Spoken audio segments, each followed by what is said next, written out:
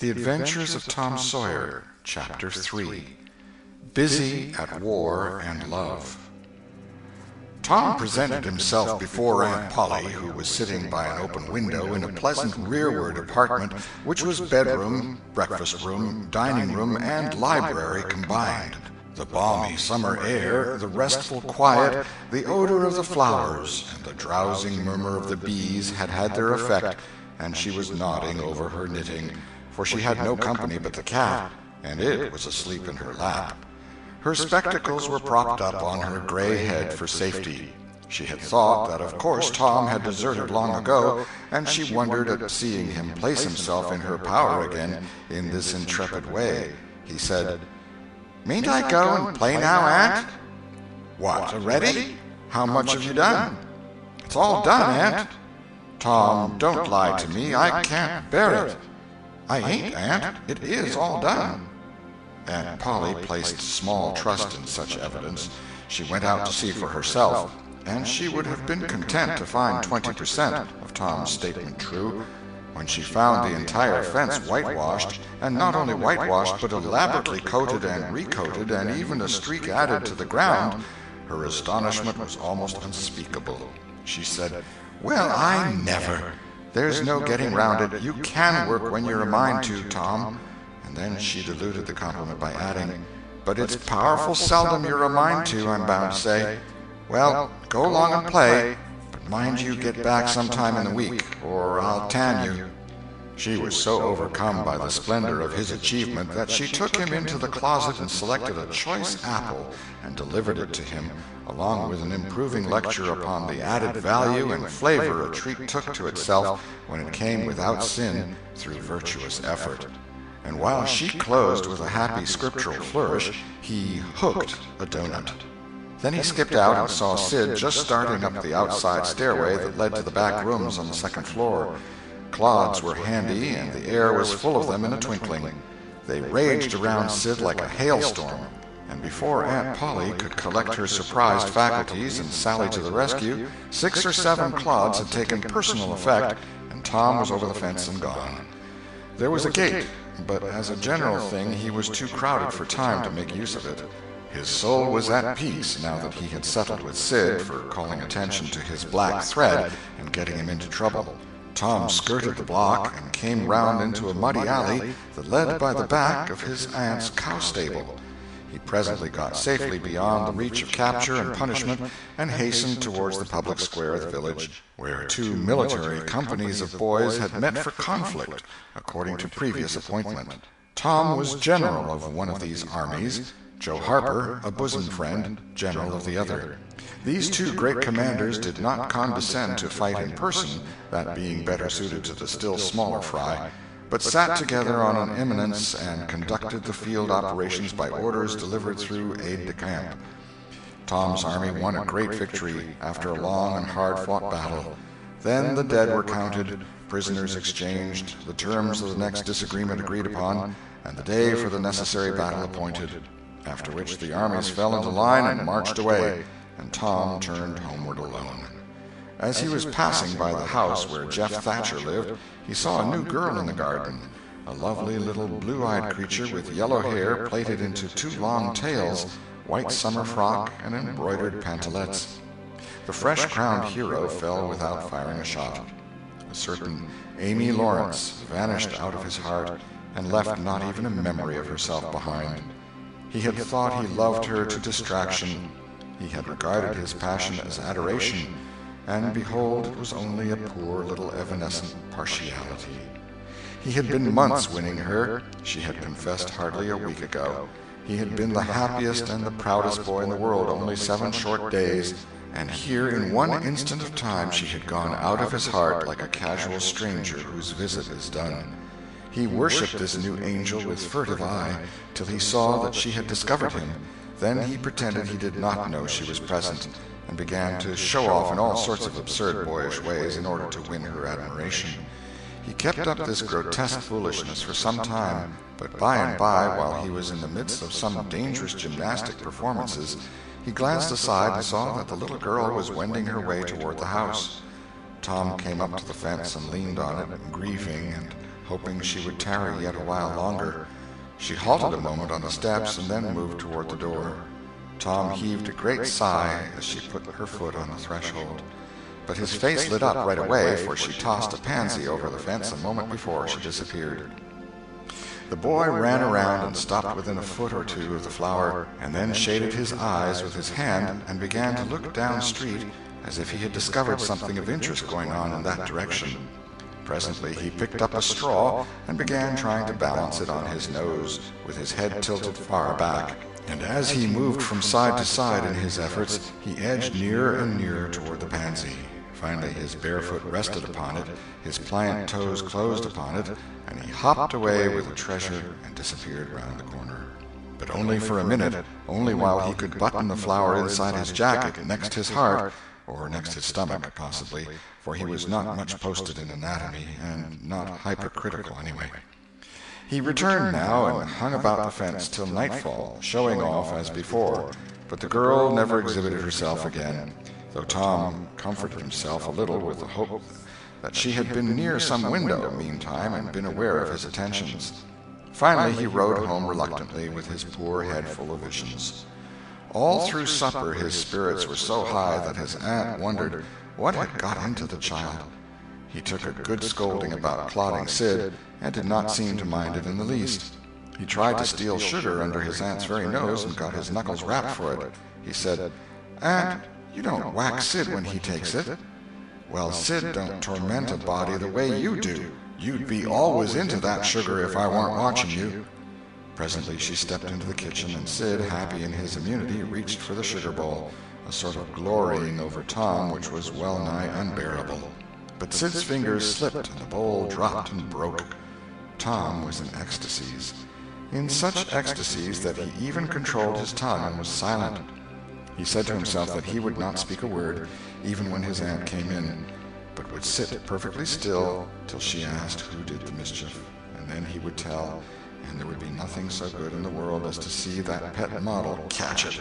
He was so brimful of exultation that he could hardly hold himself when the old lady came back and stood above the wreck, discharging lightnings of wrath from over her spectacles.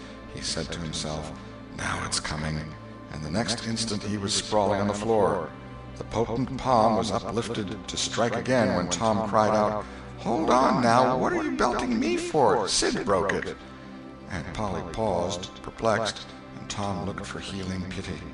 But when she got her tongue again, she only said, "Humph. Well, you didn't get a lick amiss, I reckon. You've been into some other audacious mischief when I wasn't around like enough." Then her conscience reproached her, and she yearned to say something kind and loving, but she judged that this would be construed into a confession that she had been in the wrong, and discipline forbade that. So she kept silence and went about her affairs with a troubled heart. Tom sulked in a corner and exulted his woes. He knew that in her heart his aunt was on her knees to him, and he was morosely gratified by the consciousness of it. He would hang out no signals. He would take notice of none. He knew that a yearning glance fell upon him now and then through a film of tears, but he refused recognition of it. He pictured himself lying sick unto death, and his aunt bending over him, beseeching one little forgiving word, but he would turn his face to the wall and die with that word unsaid. Ah, how would she feel then? And he pictured himself brought home from the river, dead, with his curls all wet and his sore heart at rest. How she would throw herself upon him, and how her tears would fall like rain, and her lips pray God to give her back her boy, and she would never, never abuse him any more. But he would lie there, cold and white, and make no sign, a poor little sufferer whose griefs were at an end. He so worked upon his feelings with the pathos of these dreams that he had to keep swallowing, he was so like to choke, and his eyes swam in a blur of water which overflowed when he winked, and ran down and trickled from the end of his nose. And such a luxury to him was this petting of his sorrows that he could not bear to have any worldly cheeriness or any grating delight intrude upon it. It was too sacred for such contact. And so, presently, when his cousin Mary danced in, all alive with the joy of seeing home again after an age-long visit of 1 week to the country, he got up and moved in clouds and darkness out at one door as she brought song and sunshine in at the other. He wandered far from the accustomed haunts of boys and sought desolate places that were in harmony with his spirit. A log raft in the river invited him, and he seated himself on its outer edge and contemplated the dreary vastness of the stream, wishing the while that he could only be drowned all at once and unconsciously, without undergoing the uncomfortable routine devised by nature. Then he thought of his flower. He got it out, rumpled and wilted, and it mightily increased his dismal felicity. He wondered if she would pity him if she knew. Would she cry and wish that she had a right to put her arms round his neck and comfort him? Or would she turn coldly away like all the hollow world? This picture brought such an agony of pleasurable suffering that he worked it over and over again in his mind and set it up in new and varied lights till he wore it threadbare. At last he rose up sighing and departed in the darkness. About 9:30 or 10 o'clock he came along the deserted street to where the adored unknown lived. He paused a moment. No sound fell upon his listening ear. A candle was casting a dull glow upon the curtain of a second-story window. Was the sacred presence there? He climbed the fence, threaded his stealthy way through the plants till he stood under that window. He looked up at it long and with emotion. Then he laid him down on the ground under it, disposing himself upon his back, with his hands clasped upon his breast and holding his poor wilted flower. And thus he would die, out in the cold world, with no shelter over his homeless head, no friendly hand to wipe the death damps from his brow, no loving face to bend pityingly over him when the great agony came. And thus she would see him when she looked out upon the glad morning, and oh, would she drop one little tear upon his poor lifeless form, would she heave one little sigh to see a bright young life so rudely blighted, so untimely cut down? The window went up, a maidservant's discordant voice profaned the holy calm, and a deluge of water drenched the prone martyr's remains. The strangling hero sprang up with a relieving snort. There was a whiz as of a missile in the air, mingled with the murmur of a curse. A sound as of shivering glass followed, and a small, vague form went over the fence and shot away in the gloom. Not long after, as Tom, all undressed for bed, was surveying his drenched garments by the light of a tallow dip, Sid woke up. But if he had any dim idea of making any references to illusions, he thought better of it and held his peace, for there was danger in Tom's eye. Tom turned in without the added vexation of prayers, and Sid made mental note of the omission. End of Chapter 3. Chapter 4. Showing Off in Sunday School. The sun rose upon a tranquil world and beamed down upon the peaceful village like a benediction. Breakfast over, Aunt Polly had family worship. It began with a prayer built from the ground up of solid courses of scriptural quotations, welded together with a thin mortar of originality. And from the summit of this she delivered a grim chapter of the Mosaic Law, as from Sinai. Then Tom girded up his loins, so to speak, and went to work to get his verses. Sid had learned his lesson days before. Tom bent all his energies to the memorizing of 5 verses, and he chose part of the Sermon on the Mount because he could find no verses that were shorter. At the end of half an hour, Tom had a vague general idea of his lesson, but no more, for his mind was traversing the whole field of human thought, and his hands were busy with distracting recreations. Mary took his book to hear him recite, and he tried to find his way through the fog. Blessed are the, poor? Yes, poor. Blessed are the poor, in spirit. In spirit. Blessed are the poor in spirit, for theirs. For theirs. Blessed are the poor in spirit, for theirs is the kingdom of heaven. Blessed are they that mourn, for they, for they, S-H-A. For they, S-H, oh, I don't know what it is, shall. Oh, shall. For they shall mourn. Blessed are they that shall, they that shall mourn, for they shall what? Why don't you tell me, Mary? What do you want to be so mean for? Oh, Tom, you poor thick-headed thing, I'm not teasing you. I wouldn't do that. You must go and learn it again. Don't you be discouraged, Tom. You'll manage it, and if you do, I'll give you something ever so nice. There now, that's a good boy. All right, what is it, Mary? Tell me what it is. Never you mind, Tom. You know if I say it's nice, it is nice. You bet you that's so, Mary. All right, I'll tackle it again. And he did tackle it again, and under the double pressure of curiosity and prospective gain, he did it with such spirit that he accomplished a shining success. Mary gave him a brand-new Barlow knife worth 12.5 cents, and the convulsion of delight that swept his system shook him to his foundations. True, the knife would not cut anything, but it was a sure enough Barlow, and there was inconceivable grandeur in that, though where the Western boys ever got the idea that such a weapon could possibly be counterfeited to its injury is an imposing mystery and will always remain so, perhaps. Tom contrived to scarify the cupboard with it, and was arranging to begin on the bureau when he was called off to dress for Sunday school. Mary gave him a tin basin of water and a piece of soap, and he went outside the door and set the basin on a little bench there. Then he dipped the soap in the water and laid it down, turned up his sleeves, poured out the water on the ground gently, and then entered the kitchen and began to wipe his face diligently on the towel behind the door. But Mary removed the towel and said, "Now, ain't you ashamed, Tom? You mustn't be so bad. Water won't hurt you." Tom was a trifle disconcerted. The basin was refilled, and this time he stood over it a little while, gathering resolution, took in a big breath, and began. When he entered the kitchen presently, with both eyes shut and groping for the towel with his hands, an honorable testimony of suds and water was dripping from his face. But when he emerged from the towel, he was not yet satisfactory, for the clean territory stopped short at his chin, and his jaws like a mask. Below and beyond this line there was a dark expanse of unirrigated soil that spread downward in front and backward around his neck.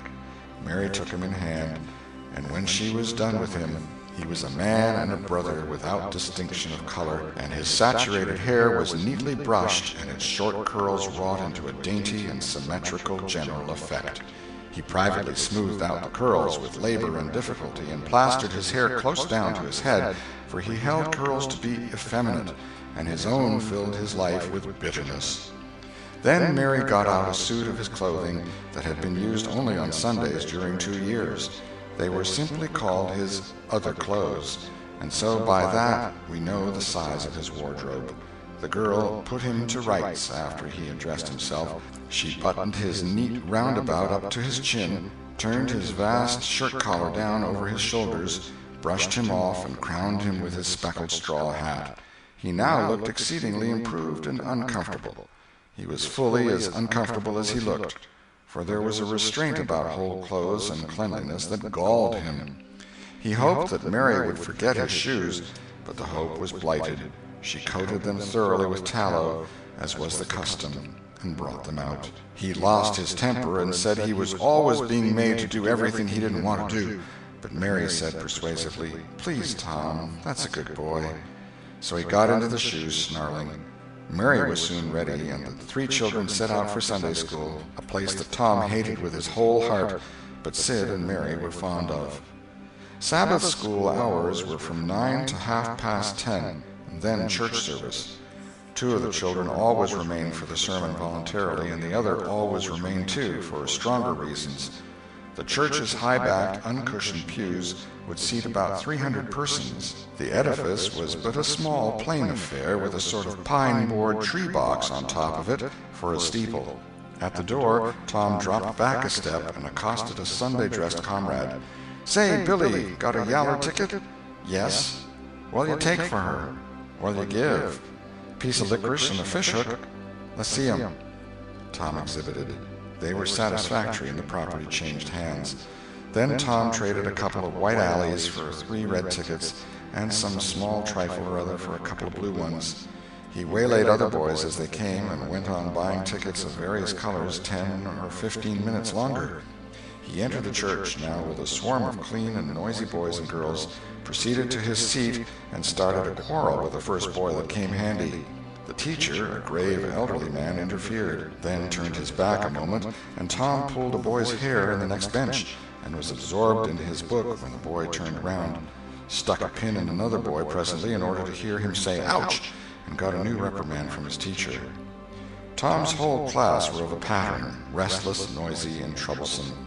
When they came to recite their lessons, not one of them knew his verses perfectly, but had to be prompted all along. However, they worried through, and each got his reward in small blue tickets, each with a passage of scripture on it. Each blue ticket was paid for 2 verses of the recitation. 10 blue tickets equaled a red one and could be exchanged for it.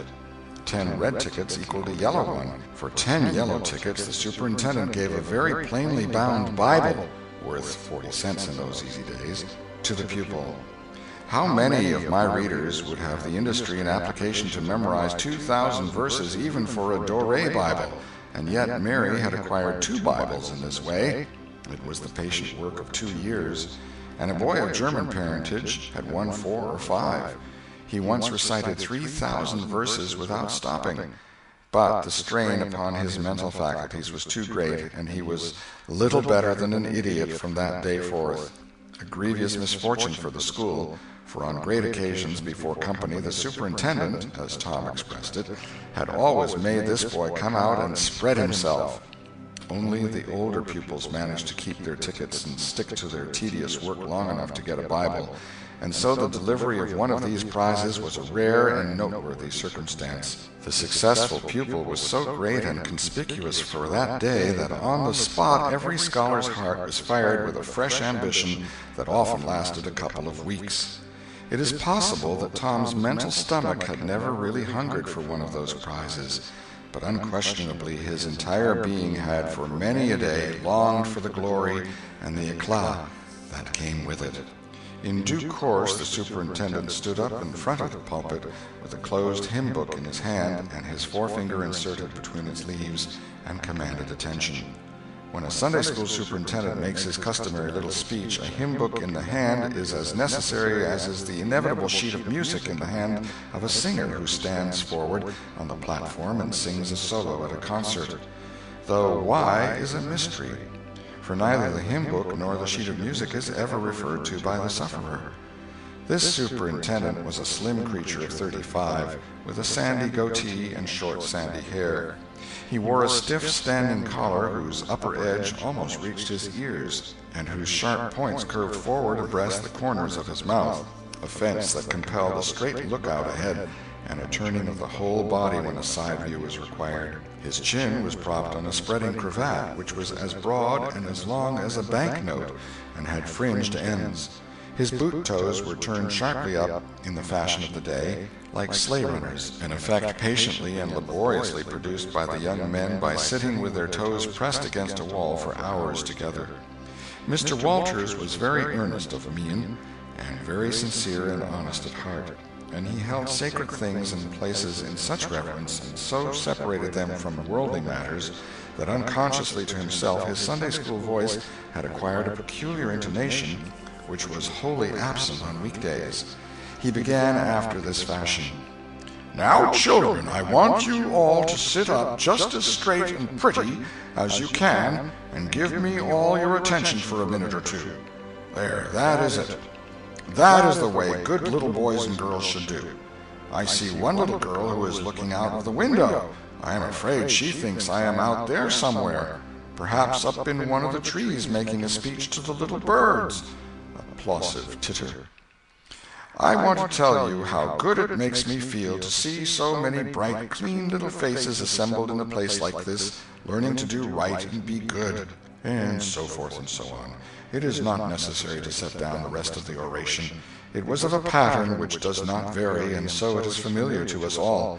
The latter third of the speech was marred by the resumption of fights and other recreations among certain of the bad boys, and by fidgetings and whisperings that extended far and wide, washing even to the bases of isolated and incorruptible rocks like Sid and Mary. But now every sound ceased suddenly, with the subsidence of Mr. Walters' voice, and the conclusion of the speech was received with a burst of silent gratitude. A good part of the whispering had been occasioned by an event which was more or less rare, the entrance of visitors. Lawyer Thatcher, accompanied by a very feeble and aged man, a fine, portly, middle-aged gentleman with iron-gray hair, and a dignified lady who was doubtless the latter's wife. The lady was leading a child. Tom had been restless and full of chafings and repinings, conscience-smitten too. He could not meet Amy Lawrence's eye. He could not brook her loving gaze. But when he saw this small newcomer, his soul was all ablaze with bliss in a moment. The next moment he was showing off with all his might, cuffing boys, pulling hair, making faces, in a word, using every art that seemed likely to fascinate a girl and win her applause. His exaltations had but one alloy, the memory of his humiliation in this angel's garden, and that record in sand was fast washing out under the waves of happiness that were sweeping over it now. The visitors were given the highest seat of honor, and as soon as Mr. Walter's speech was finished, he introduced them to the school. The middle-aged man turned out to be a prodigious personage, no less a one than the county judge, altogether the most august creation these children had ever looked upon, and they wondered what kind of material he was made of, and they half wanted to hear him roar, and were half afraid he might, too. He was from Constantinople, 12 miles away, so he had traveled and seen the world. These very eyes had looked upon the county courthouse, which was said to have a tin roof. The awe which these reflections inspired was attested by the impressive silences and the ranks of staring eyes. This was the great Judge Thatcher, brother of their own lawyer. Jeff Thatcher immediately went forward to be familiar with the great man and be envied by the school. It would have been music to his soul to hear the whisperings, "Look at him, Jim, he's a-going up there. Say, look, he's a-going to shake hands with him. He is shaking hands with him. By jings, don't you wish you was Jeff?" Mr. Walters fell to showing off with all sorts of official bustlings and activities, giving orders and delivering judgments, discharging directions here, there, everywhere that he could find a target. The librarian showed off, running hither and thither with his arms full of books and making a deal of the splutter and fuss that insect authority delights in. The young lady teachers showed off, bending sweetly over pupils that were lately being boxed, lifting pretty warning fingers at bad little boys, and patting good ones lovingly. The young gentlemen teachers showed off with small scoldings and other little displays of authority and fine attention to discipline, and most of the teachers of both sexes found business up at the library by the pulpit. And it was business that frequently had to be done over again 2 or 3 times, with much seeming vexation. The little girls showed off in various ways, and the little boys showed off with such diligence that the air was thick with paper wads and the murmur of scuffling. And above it all, the great man sat and beamed a majestic judicial smile upon all the house, and warmed himself in the sun of his own grandeur, for he was showing off too. There was only one thing wanting to make Mr. Walter's ecstasy complete, and that was a chance to deliver a Bible prize and exhibit a prodigy. Several pupils had a few yellow tickets, but none had enough, and he had been around among the star pupils inquiring. He would have given worlds now to have that German lad back again with a sound mind. And now at this moment, when hope was dead, Tom Sawyer came forward with 9 yellow tickets, 9 red tickets, and 10 blue ones, and demanded a Bible. This was a thunderbolt out of a clear sky. Walters was not expecting an application from this source for the next 10 years, but there was no getting around it. Here were the certified checks, and they were good for their face. Tom was therefore elevated to a place with the judge and the other elect, and the great news was announced from headquarters. It was the most stunning surprise of the decade, and so profound was the sensation that it lifted the new hero up to the judicial one's altitude, and the school had 2 marvels to gaze upon in place of one. The boys were all eaten up with envy, and those that suffered the bitterest pangs were those who perceived too late that they themselves had contributed to this hated splendor by trading tickets to Tom for the wealth he had amassed in selling whitewashing privileges. These despised themselves as being the dupes of a wily fraud, a guileful snake in the grass.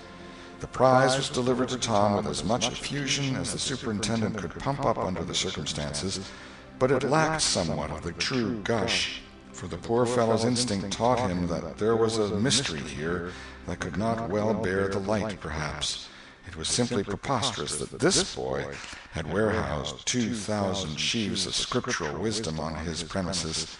A dozen would strain his capacity without a doubt. Amy Lawrence was proud and glad, and she tried to make Tom see it in her face, but he wouldn't look. She wondered. Then she was just a grain troubled. Next, a dim suspicion came and went, came again. She watched. A furtive glance told her worlds, and then her heart broke, and she was jealous and angry, and the tears came, and she hated everybody. Tom most of all, she thought. Tom was introduced to the judge, but his tongue was tied. His breath would hardly come. His heart quaked, partly because of the awful greatness of the man, but mainly because he was her parent. He would have liked to fall down and worship him if it were in the dark. The judge put his hand on Tom's head and called him a fine little man and asked him what his name was. The boy stammered, gasped, and got it out. Tom. Oh, no, not Tom. It is Thomas. Ah, that's it. I thought there was more to it, maybe. That's very well. But you've another one, I dare say, and you'll tell it to me, won't you? Tell the gentleman your other name, Thomas, said Walters, and say, sir. You mustn't forget your manners. Thomas Sawyer, sir. That's it. That's a good boy. Fine boy. Fine, manly little fellow. 2,000 verses is a great many, very, very great many, and you never can be sorry for the trouble you took to learn them. For knowledge is worth more than anything there is in the world. It's what makes great men and good men. You'll be a great man and a good man yourself some day, Thomas, and then you'll look back and say, it's all owing to the precious Sunday school privileges of my boyhood. It's all owing to my dear teachers that taught me to learn. It's all owing to the good superintendent who encouraged me and watched over me and gave me a beautiful Bible, a splendid, elegant Bible to keep and have it all for my own, always. It's all owing to right bringing up. That is what you will say, Thomas, and you wouldn't take any money for those 2,000 verses. No, indeed you wouldn't. And now you wouldn't mind telling me and this lady some of the things you've learned. No, I know you wouldn't, for we are proud of little boys that learn. Now, no doubt you know the names of all the 12 disciples. Won't you tell us the names of the first 2 that were appointed? Tom was tugging at a buttonhole and looking sheepish. He blushed now, and his eyes fell. Mr. Walters' heart sank within him. He said to himself, it is not possible that the boy can answer the simplest question. Why did the judge ask him? Yet he felt obliged to speak up and say, answer the gentleman, Thomas. Don't be afraid. Tom still hung fire. Now I know you'll tell me, said the lady. The names of the first 2 disciples were David and Goliath. Let us draw the curtain of charity over the rest of the scene. End of chapter 4.